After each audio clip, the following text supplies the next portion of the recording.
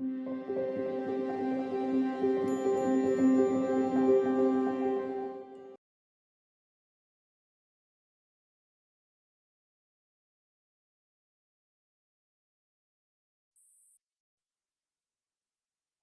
welcome to this Ned Davis research video where we will help you see the signals.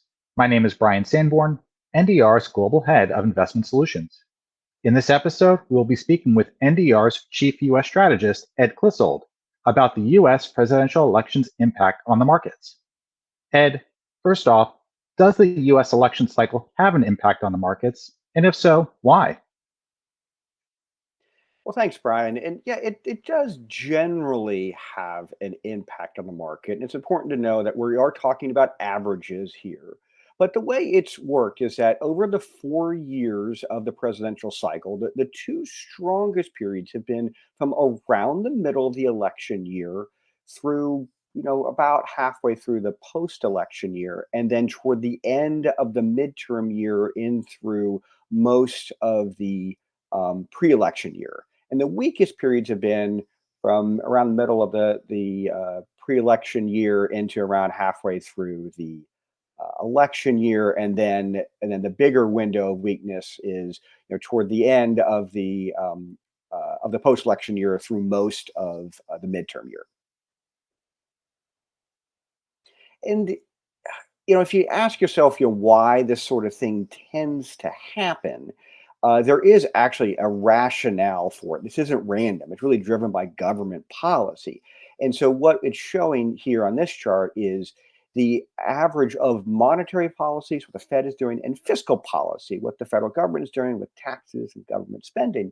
And as you can see, it generally follows a pattern of the stock market, where the stimulus is taken out after the election and troughs during the midterm year, which is the weakest part of the cycle, and it really accelerates through the pre-election year, which is the strongest part of the cycle. So politicians may say, hey, we're not going to try to manage the economy to getting reelected, but we have over 60 years worth of data to suggest they just might do that.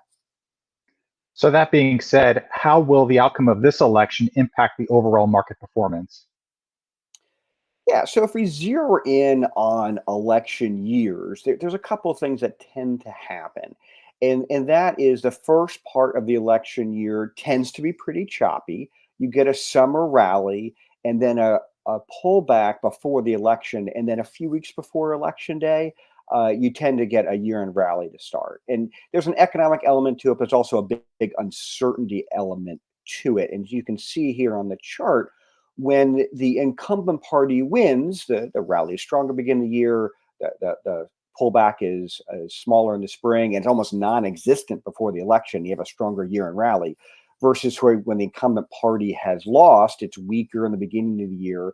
And then you give back all of the summer gains into the election, and then the year-end rally tends to be even weaker. So it's really a question of the volatility and the uncertainty. When you get a change in power tends to be greater, and that tends to weigh on the market. So that's the overall impact to the broader markets. But what impact, if any, will the election outcome impact leadership trends within the market? Yeah, there's a few things we can look at here. One is defense spending. It historically has been stronger under Republicans than under Democrats. However, it's been strong under both Biden and Trump. We have the ability to look at both of their first terms. It's 5.4% under Biden, 4.1% under Trump. And the aerospace and defense industry has tended to do very well when defense spending as a percentage of GDP has been rising. Now, if you want to think about another sector that probably is going to be really important here, and that's energy. And if you think about policy, you would expect that traditional energy would do well under Trump and clean energy would do well under Biden. But actually, the opposite happened under each of their terms. And as you can see on the chart here, clean energy did well in 2020. Some of it was anticipation, perhaps, of Biden. But then once he took office, actually the opposite happened. So we need to keep in mind that there's a policy impact, but also there's a macro impact that may be more important than what's going on with government policy. Interest rates, geopolitics, those things tend to play a pretty big role in energy. And then I'll give you one more here. The tech sector has become somewhat of a punching bag by both parties. They like to talk about regulation of big tech, and there's lots of reasons. There's antitrust issues. There's competition with China. You have AI development that could play a role. But I think what's important to look at here is that big tech did very well under Trump, and it did very well under Biden. Did better under Trump than Biden, at least so far. But if you start hearing a lot of rumblings about regulations, at least recent history suggests the bark may be worse than the bite for either Trump or Biden in their second term. Ed, thank you very much for your insights.